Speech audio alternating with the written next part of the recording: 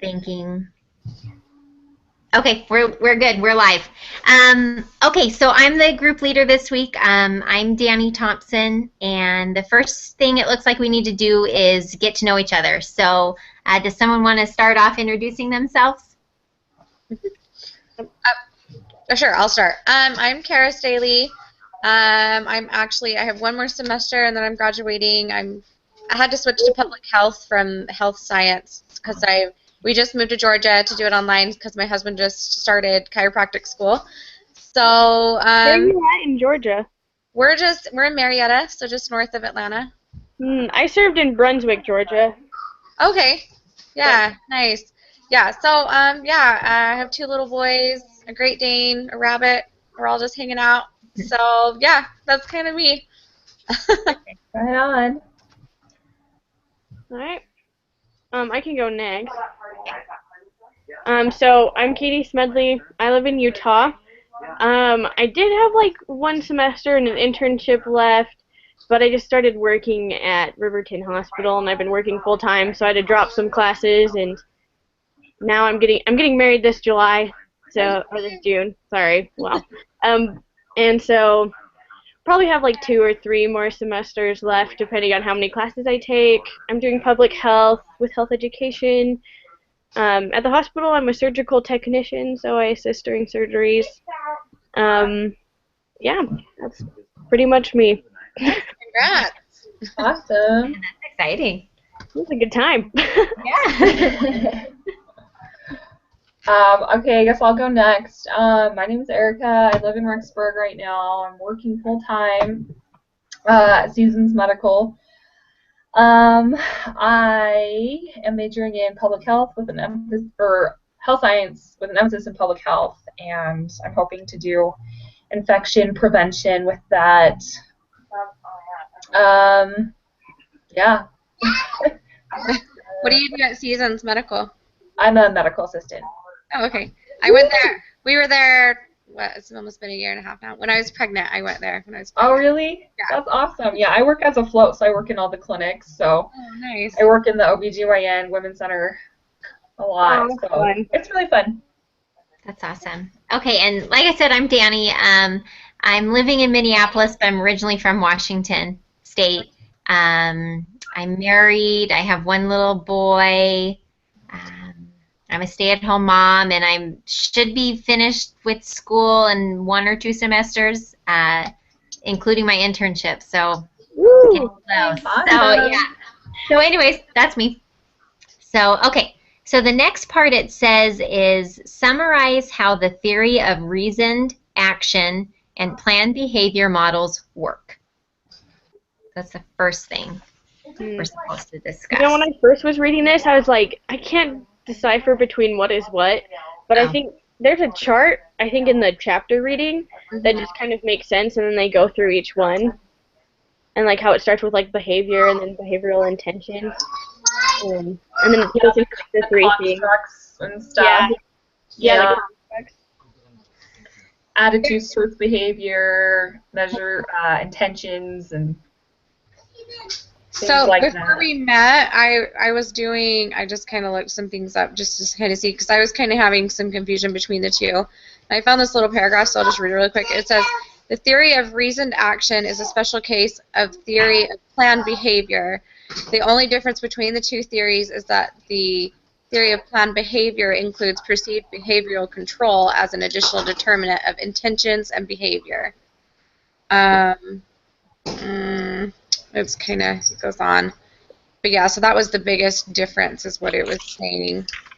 And then that theory of reasoned action is assumed that people have volitional control over the behavior of interest, and that they realize that they are capable of performing behavior if they desire. So, yeah, so that was kind of the differences that I found then when I looked it up.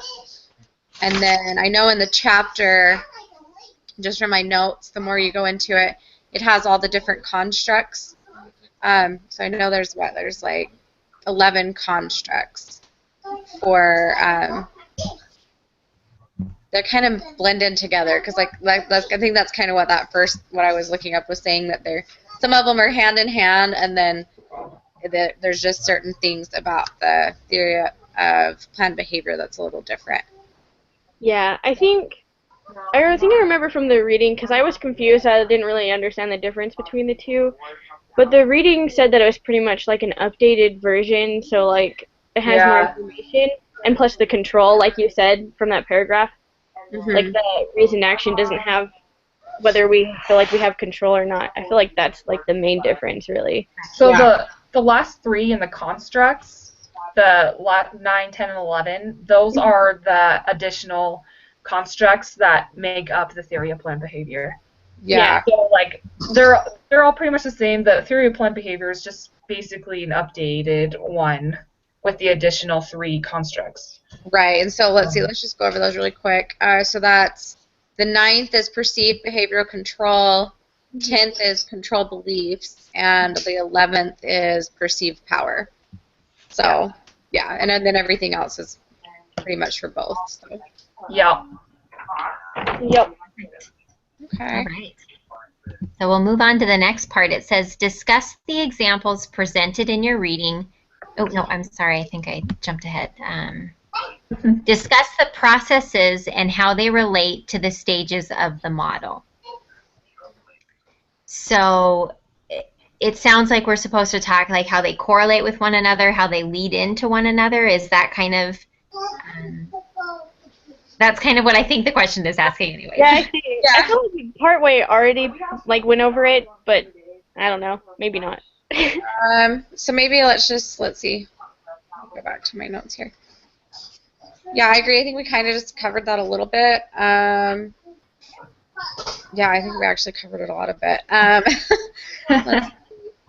Because it seems like all 3 of them lead to our intention. So you would need, like, in order to have a positive intent, to have positive feelings, or to feel like you're capable of doing it, you would need all positivity in all 3, if that makes sense. Like, Yeah. Mhm. like the attitude towards behavior, you'd need if you enjoy it or not, and you'd need to realize that it is beneficial, and then you'd need people to support you, and then you'd need to be able to confident in yourself. So it seems like if you have all 3 aligned, your outcome is going to be so much better than if you just have one. Yeah, or at least like maybe one could be smaller than the others. Like maybe your like perceived behavioral control, like you feel like you have a lot of control over it, and you feel like your family wants or like close people want you to do it. Maybe you don't have like a great attitude, but sometimes like the 2 could overcome like that. So just like all those coming together to be like a positive behavioral intention and eventually lead into the behavior. Like same with the 7 or the 6 that kind of lead into the 3. Perfect. Okay. So the next part is applying the model. What kind of interventions centered on the processes move people through the stages? One example I can think of is, I don't know if like how all like jobs do this, but a lot of times they'll have people that come in and teach you about like being healthy at work. We have that a lot. There's a lot of things we have, like seminars we have to go to about like where we get taught like why it's important, and then like why it's important to like our family and like how we can do it. And I mean, for my work, a lot of it is like handling sharps that have touched blood and stuff, and like the behavior they want us to do is to handle those in a certain way, and they do that kind of. You can kind of see the constructs being put into like how they teach it and everything. So, Perfect. Yeah. Well, and that one really kind of shows about like the subjective norm part. Like you're surrounded by other people who are being encouraged to do it, and so it's kind of like a peer pressure situation kind of thing. Like if everybody else is eating healthy, you're naturally going to want to eat healthy because you don't want to be the odd man out. So. Mhm. So does anybody else have any thoughts about that one? Okay. Sorry, my computer just wigged out and totally kicked me off, so I No, had no idea what you tried. It's all good. So the next question we're going to do is discuss the examples presented in your reading. How was the model used in these examples? So I don't know if in the reading, it had a huge list of, Oh, like the different examples with like colon cancer and brushing your teeth and that stuff. yeah, and modeling alcohol use and mammogram behavior.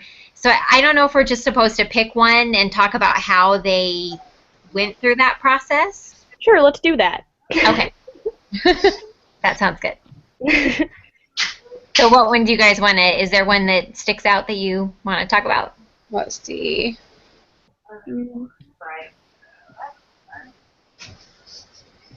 They're under the 5.3, just so you know, if you're on the reading thing. Oh, no, or 5.4. So there's, let's see. I'll read them and you guys pick. Let's see. Controlling preschoolers' sugar snacking, exercise, physical activity, behavior, healthy eating habits, hand washing, predicting alcohol use, smoking cessation, vaccination against influenza. Any of these sound good? Okay, well, sorry to interrupt this real quick, but Chad just sent me a thing wanting to know if we're meeting, but I don't see that he's on.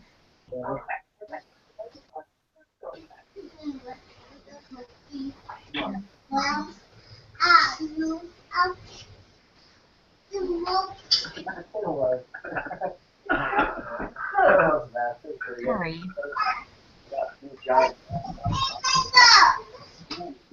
What? So maybe should we pick one, and then when he gets in, he can introduce himself and just jump right into whatever one we've picked? Yeah.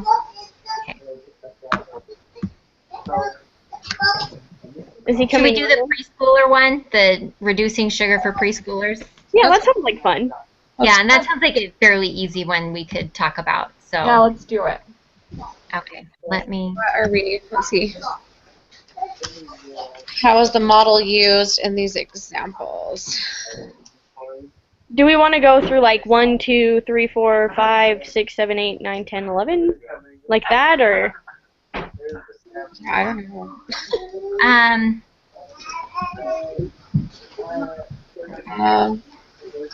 I don't know. Should we maybe just do it more like just do it on these three? Do the attitude towards behavior, subjective norms, and perceived behavioral control. Sure. Yeah, let's do that. Okay. Yep, let's do it. I'm good for whatever.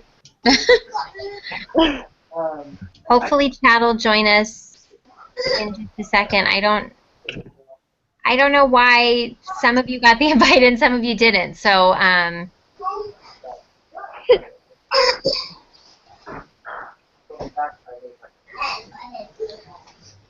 Okay.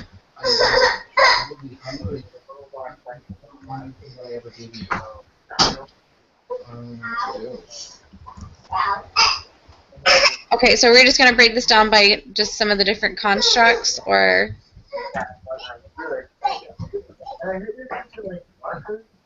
each individual theme.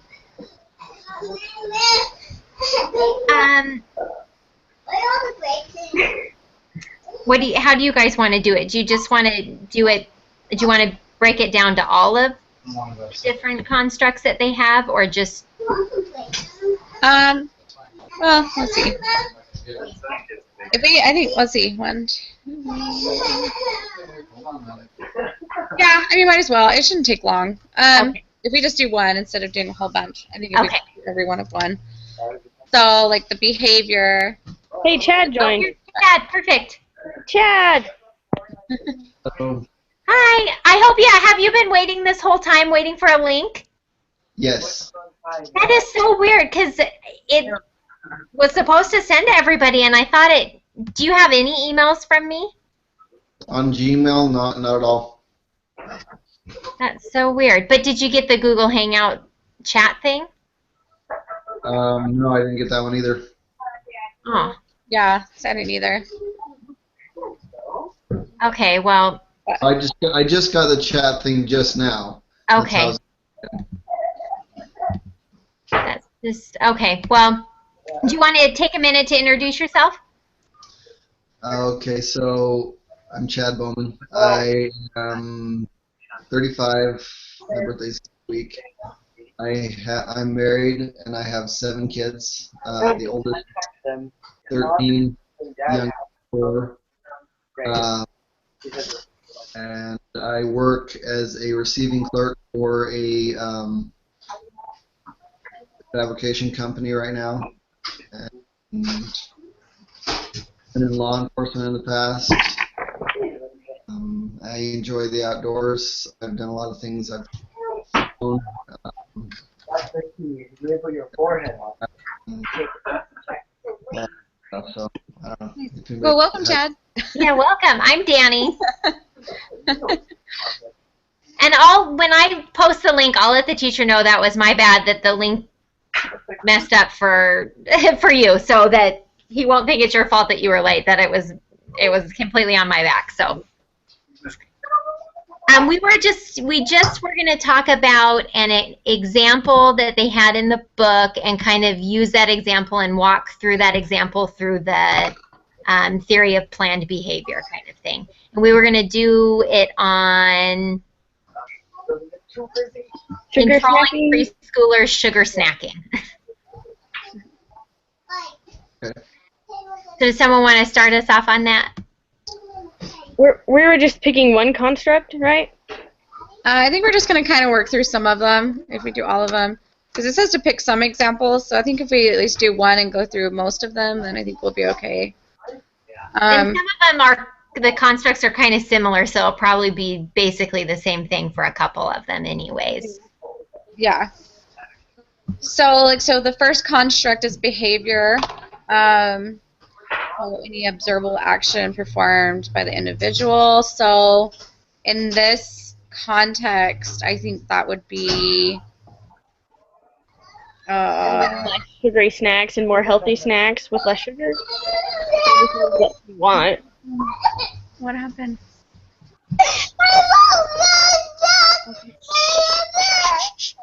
Oh, sorry. No, you're fine. I had a boo-boo moment. Talk quietly, okay. Anyway, where was I? So behavior. So what do we think are some ways that would be, like some observable actions, I guess? Dinner. Well, it seems like in that little blurb, and Chad, just in case, we're in the reading under table 5.1. Okay. It says that we should do the tact thing. So our specific target would be our preschoolers. Mm-hmm. Our action would be providing healthier snacks or teaching them about eating healthier. Yeah. The context, I guess, would just be the subject matter that we're trying to teach them about, maybe. I don't know. And then the time, maybe we would do 15 minutes every Monday teaching them about a new healthy food or a better healthy option or something. Yeah. Okay. So, okay. The next one is behavioral intention, which is the thought to perform the behavior, which is an immediate determinant of the given behavior. Right. Yeah, so I think with that is you would need to, like, it's hard to be like, how are we going to do behavioral intention, because you can't really talk about that without, like, attitude, subjective norm, and perceived power, you know? Yeah. Like, all you do is you have to increase those. Yeah, Like, that's true. yeah. And so it seems like for that one, we'd want to try to just continue to talk about the positive benefits of eating good and, you know, as much of the negative part as we can to a preschooler. Yeah. Okay. I want to clarify. So this is about eating healthy in a preschool, and we're talking directly to the preschoolers, or are we talking to the people who are running the preschool and providing this? Well, I think we'd be talking directly to the preschoolers because they would be our target. And probably their parents. Yeah, I Preschoolers. think, yeah, that's true. They're Mostly parents, most likely. Yeah. So, but basically anyone who's going to directly influence what they're eating. So it wouldn't be the teachers per se, but it would be more them and their parents. Like, at that age, it would be their parents. So. Okay. I'm just looking at this going, okay, you can say a lot of things to a preschooler, but if they have a choice, they're not going to make the right choice because their Right. development, you know, trust me, I have a lot. Yeah, we're actually, I don't know who is taking some of the other classes. I'm in 390 and 391, and I can't remember which project it is, but one of them we're doing like eating habits and like obesity in adolescents.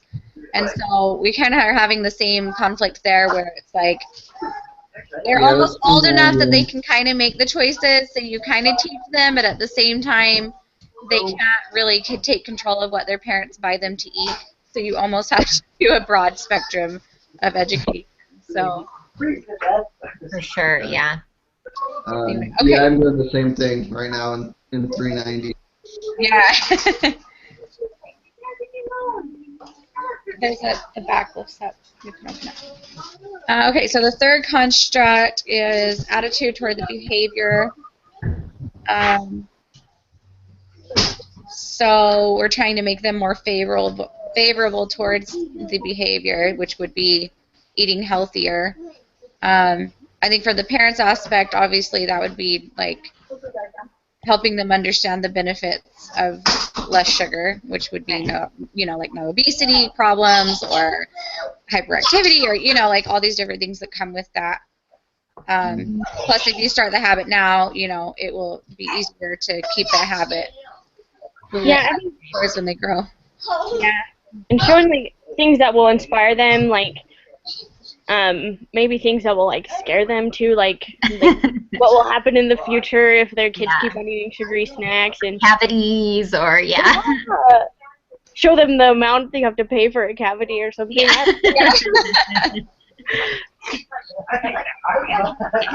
So then the next one is behavioral beliefs. So again, it just seems like encouraging the kids and the parents to realize that your outcome for eating less sugary stuff is going to be better, and you're going to be healthier, and you're going to feel better and have less issues down the road. Right. Yeah, so helping them understand that the pros are better than the cons. There's more pros. Yeah. Okay. The fifth construct is outcome evaluation. Liam, no. Liam, get it now. I think what this one's talking about is like placing value on the outcome, like, what's the value of temporarily feeling good about eating a sugary snack versus feeling healthy and helping placing value on that outcome. For sure, yeah. For sure, I definitely agree. So then the next one is... Oh, go Getting ahead. them to believe that it's the time, basically. Yeah. So then it looks like the next one is subjective norms. So I guess that's just kind of goes back to wanting to influence the people that are not only for the kids, for the preschoolers, but also influencing their parents to make the right choices. Because if their parents are making good choices, naturally they'll make better choices, and friends and everything like that. Yeah, and I have a question. I feel like a lot of these end up being like the same thing. So is it more just like you're like working through something and so you kind of come back to things? Because I just feel like a lot of them are the same. Yeah, I feel that way too. It's like all sounding the same, and it's like, yeah, so I don't hard feel to, like think of different things. So I feel like maybe they just kind of go through the process and then like come back to something almost and like kind of reevaluate Hmm. everything. That's how I feel, but maybe I'm wrong. So I guess that's kind of what I'm asking. Is that what we're thinking? 'Cause I think so. Yeah, I think they all kind of lead towards the same answer. So it's just different ways of evaluating it and making sure that they're doing it the best they can, I guess. Maybe different focuses too, depending on what your health intervention is, Yeah. or like who your audience is too. okay. Mhm. Yeah, I agree. Like getting ahead into the other parts of it, the control. Toddlers don't really have any control over what they eat. Right. Yeah. We only have as much control as we give them. So it's kind of irrelevant if that's our target audience. But the rest of them are relevant because we can use that to help their parent. Yeah.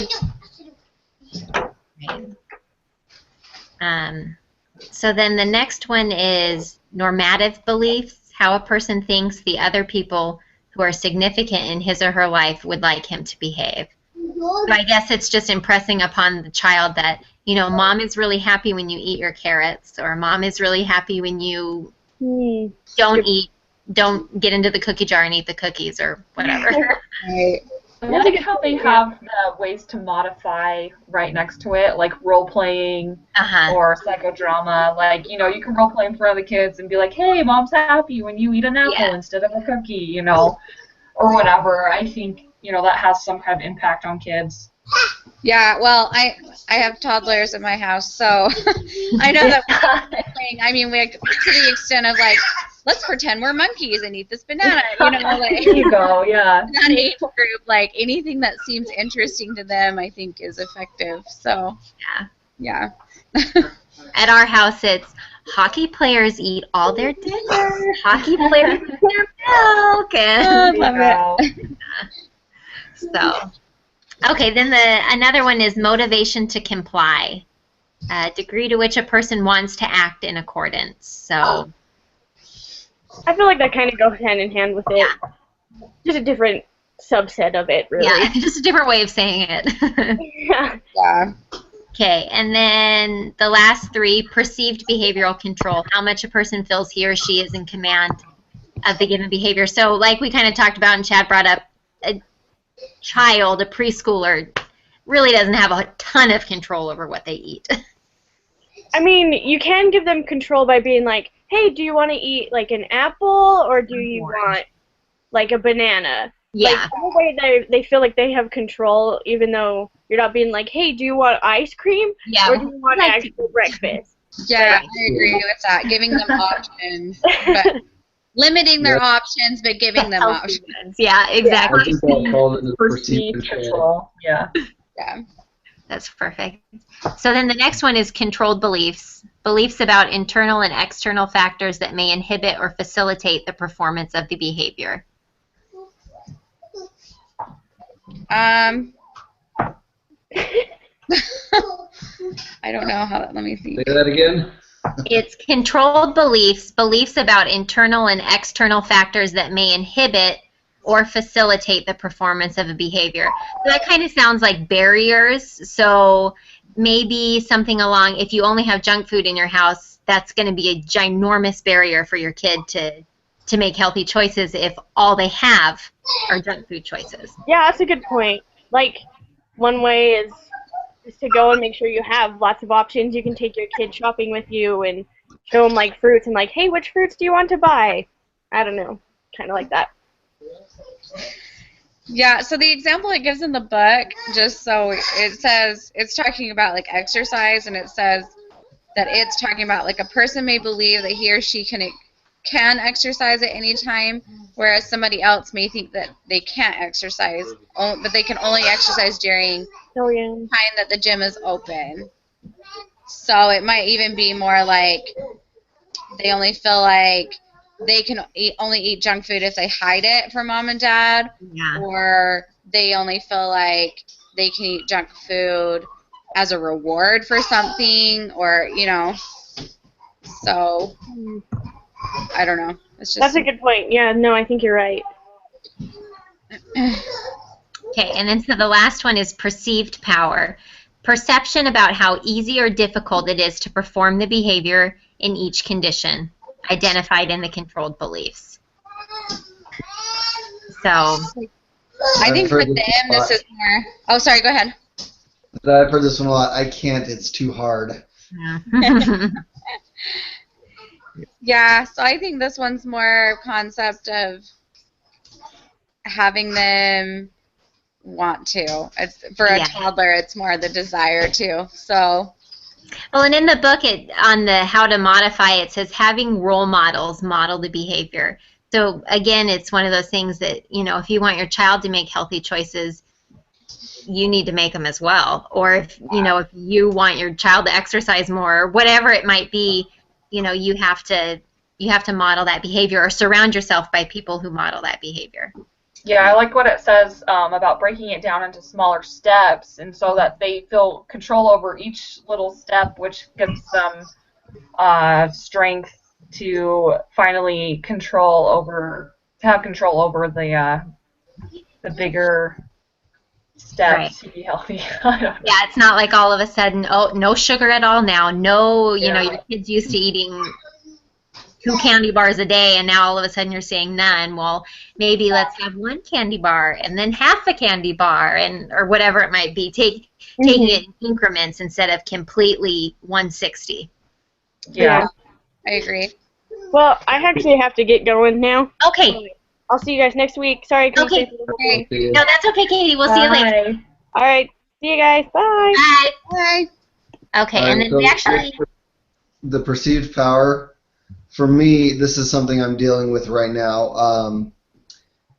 I know I should exercise. I need to exercise, and I want to exercise, but I feel like I don't have the time because I work 50 hours a week. I leave for work at 5 o'clock in the morning. I get home at 4 in the afternoon, eat dinner, do homework, and then Start it all over again. And so I struggle with this because I want to. I know it's a good thing for me to exercise, and I'm just trying to fit in my schedule. And then my wife is always telling me, well, you don't have to do it. You don't have to go to the gym to exercise. You can do it here at home. And you can just do these little things. And she's always giving me little tips on how I can just take a few minutes here and there to exercise. So I think that's kind of what this is talking about. What my wife, like as health educators, we would be in the role of what my wife is doing for me. Okay, so you feel like you have this barrier. Well, here's a solution to that barrier, so it's not a barrier anymore. Mhm. Yeah. Right. That's a great example too. Okay, so it looks like we're on part 4 now, so it's the last part, and it says the first one is to discuss the graces scenario, and ask each group member to share their thoughts on each option. Where does each option fit into the morally forbidden or the morally permissive or permissible range? So the first one was they're at like a power plant tour or something like that, I think, and she pours her friend a cup of coffee and she puts white powder in it, assuming it's sugar, but it's actually toxic and it kills her. So where on the spectrum is Grace? How do you guys feel about that? Where do you think she is morally on that spectrum? Doing it unknowingly. Say she's like on the morally okay, but not all the way morally okay, because if it was just a white powder, she's in a chemical plant, she doesn't know for sure what it is, it's a bad idea to assume. Yeah. That was pretty much my exact thought is, she's not, she didn't purposely do anything wrong, so she's morally okay, but not 100% because she should have taken the initiative to further check out what that stuff was. Yeah, I think that's where intention versus attitude comes into play. Like, she didn't intend to do it, but her attitude was like, well, it's permissive, and let it. And we'll see what happens. Yeah. Okay, so then the next one is same scenario, but she thinks the white stuff is toxic, and it turns out to be sugar, and great, and her friend is fine. So what were your guys' thoughts on that scenario? All bad. Yeah. Not at all excusable. Yeah, no. I don't know if it was this class or one of the other classes I'm in. I can't remember. I think it was this class. How it talked about how a toddler thinks that way too. If you were to ask a toddler, Johnny broke 5 cups accidentally, but Timmy broke 1 cup purpose. Who should get in trouble? And the little kid will always say the one who broke 5. So it was interesting that as we get older, we realize that our intentions play so much more of a bigger role than than the outcome of an incident. So. Yeah, that was this. Go tell him. It wasn't your fault. I'm sorry, what was that, Chad? I was saying that was this class. They use that exact example. Okay, good. Sometimes they get kind of blurred which class I'm in. Get into it. So then the last one is read the instructions for the application assignment this week and prepare to complete this assignment by allowing a group member to select one of their interviewees and work together to identify the constructs from the interview questions and select which area the volunteer struggled with the most. So, do one of you want to use your interviewee people that we can talk about, I guess? Both my interviewees were pretty willing and are fairly active, exercise, things like that, so I don't know if mine are the best to use. And mine were the same. Mine both were very easy interviewee people. Mine were like the opposite. They were totally like not. Well, one of them was like she knew she really care. Do you want to use one of your people then, Erica, that we can talk about? Yeah. Let me go look it up so I can Okay. get the transcript on.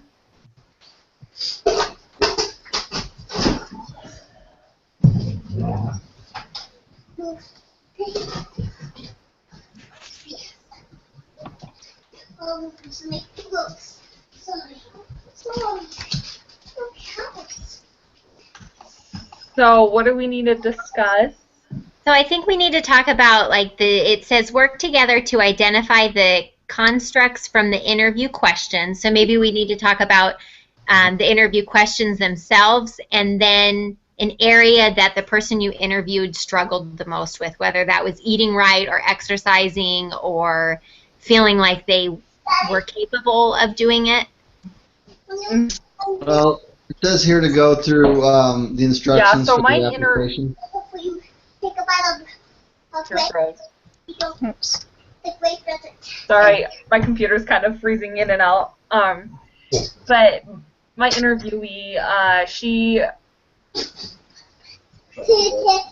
knew she wasn't eating right, and so for the first couple of questions, they were pretty low, like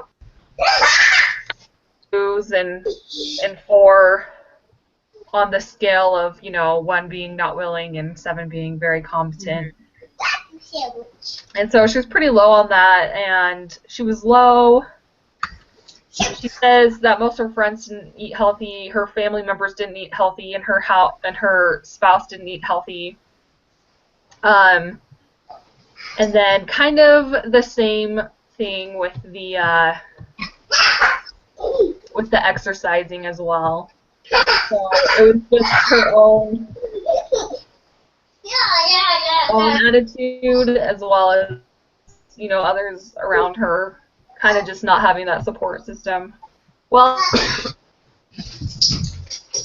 exercise portion versus the nutrition portion, but Okay, so we're supposed to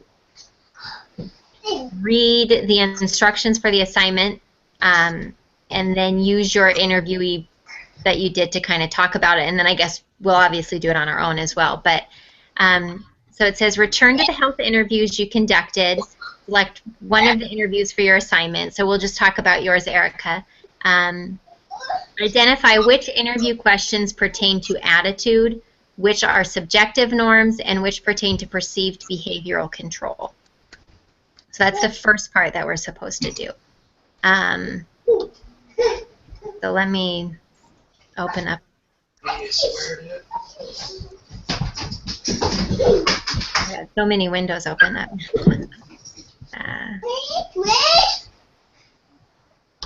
Does anybody have the interviewee? Do you have those questions up, Erica? I'm pulling it up right now. Okay. So we just need to identify the constructs, right?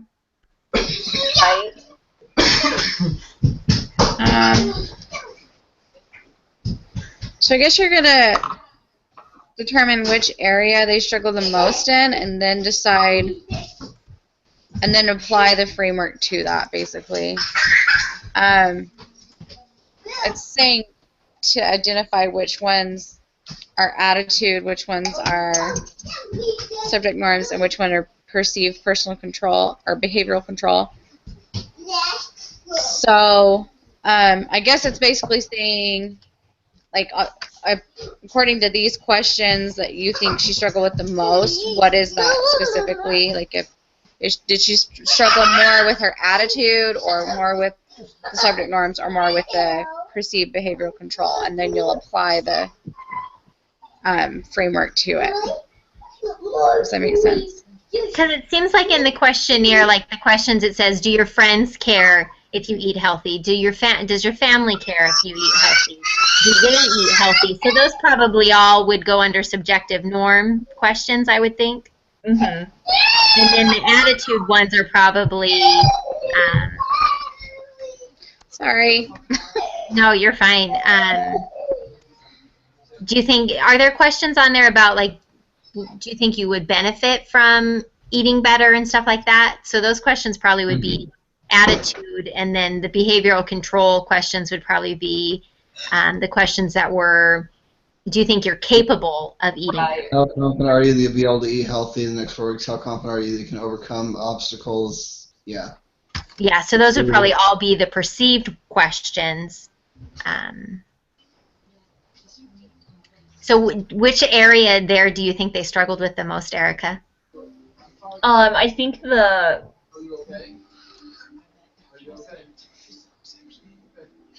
subjective, I think, was the most, the area where she struggled in the most, where her friends and her family and her spouses were eating healthy, not spouses, they were eating healthy. They're not eating healthy, so she doesn't eat healthy. Social eating is a big thing for her, you know, like going out to eat with friends, or, you know, going on dates and things like that. So I think that's where she struggled the most. Okay. So then, your person that we're talking about struggled the most in the subjective norm area. So then we need to apply the health behavior change framework, and I guess help come up with a way that we would help them change that. Yeah, so in the table for modifying the behavior, next to it, where is it? Sorry. Oh, you're where'd it go?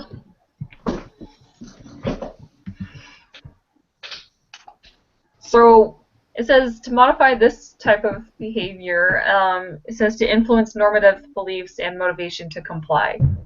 So by influencing the normative beliefs, helping her to think that significant people in her life would want her to eat healthy. And maybe also, like, coming up with, if you were doing some sort of class where you would encourage her to bring her spouse, or, you know, a couple close friends with her to the class about eating better, or the benefits of exercise, so that maybe they could also start changing their way of thinking and they themselves want to get on board with the change. Yeah, I like that. So, okay. All right. So, have you guys pulled up the construct that they have for us to look at? Yeah. So, looking at these models here, I think the two that I would pick out to use would be social cognitive theory or community model. Those two, or maybe even the social norms. Yeah, on that little, it's the understand. Are you looking at that graph, that like diagram thing where it says understand the target population and then determine theory or model? Is that what you're looking at, Chad? No, if you go to the assignment for the application, it says Health Behavioral Change Framework. Okay. Okay. If you click on that, it'll pull it up. I think it kind of simplifies it. Yeah. Yeah, so, oh yeah, it's got those little people next to the ones that, because she's having, it seems like if she's having the subjective norm as her biggest issue, it's interpersonal. Mm-hmm. Yeah, that's what it looks like. Is what she's struggling with, so, or is the one that's the most influential to her. Mm-hmm. So, okay. So yeah, I think the best thing, if I were to set up some sort of intervention or some sort of program for her, I'd want her to encourage those that are close to her to come as well and to participate, or at least learn the importance of encouraging their wife or their friend on the journey to being healthier. Yeah, that's a good one to incorporate her social group in there. Yeah. So, okay. Okay, so do you guys feel like we touched on everything we were supposed to? Yeah. Yeah. Okay. So then the last thing we're supposed to do is decide which member of the group will be the group leader for next week. Is what? Sorry, you're cutting out on my end. Oh, sorry, no, it just says we're supposed to pick who's supposed to set up the Google Hangout and lead the discussion next week. Oh, okay. I can do that. It's fine. Okay. And then, are we changing times for next week then? I think we only had to do this time because Katie had something to get to at 6. So we could probably do it later if you guys wanted, or, I mean, this time was fine for me, but whatever works for you guys. I'd rather not do it too much later.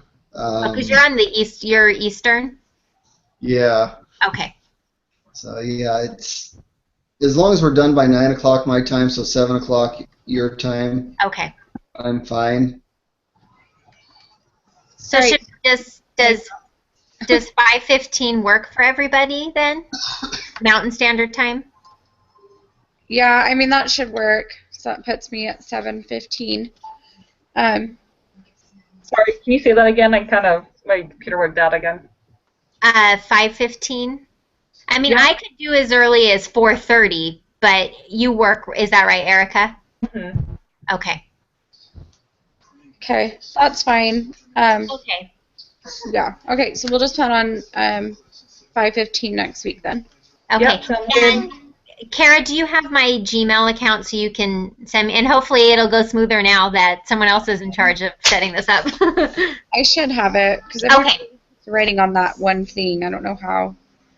Okay. You should be able to just go into this, click on this Hangout that we did, and be able to call everybody that was in this Hangout, and it'll just okay. send it through Hangouts. Oh, that works. That would be smooth. So, okay, perfect. Perfect. Well, I'm going to Thanks. stop the broadcast, and so I guess we'll see you guys next week at the same time.